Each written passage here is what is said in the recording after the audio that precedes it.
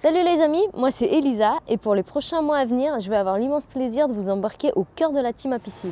Salut Guillaume. Salut Elisa. Alors la dernière fois qu'on a vu ce bateau, il rentrait au chantier, c'était en décembre.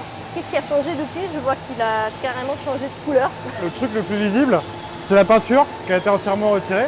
Donc revenir au carbone, ça permet de voir exactement dans quel état est la structure. Ça nous permet de gagner du poids et de remettre juste le minimum de peinture pour avoir une belle décoration. Vous voyez que juste là, il y a une zone où on voit encore le lettrage de maître coq. C'est la zone des foils qu'on va changer. En fait, on va faire 4 gros trous. Un gros trou à l'étrave, 2 gros trous pour les foils parce qu'on change de foils, donc on met des foils plus grands. Mais mettre des foils plus grands, ça implique que le bateau va voler plus haut. Et donc on va aussi changer le fond de coque du bateau. Donc on a découpé tout le fond de coque du bateau pour pouvoir le renforcer.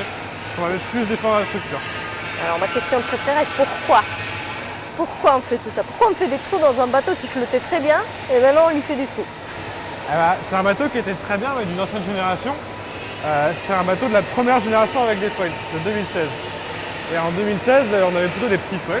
Et comme la fibre de carbone, on peut découper, modifier et refaire des pièces en gardant le même bateau. Et ben là, on va mettre des grands foils pour aller aussi vite que les copains et donner plus de chances à Damien de faire des bons résultats sportifs.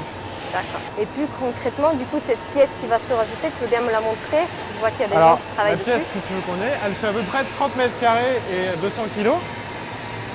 Donc là, les équipes de CDK sont en train d'ajuster, vous voyez, les deux panneaux l'un à l'autre. On voit bien que c'est deux pièces distinctes. Et donc cette pièce-là va être collée. Et après, le jeu, ça va être de venir remettre des couches de carbone, puis de la mousse, puis encore d'autres couches de carbone, pour recréer une seule et unique pièce. Comme si on n'avait rien fait en fait. D'accord.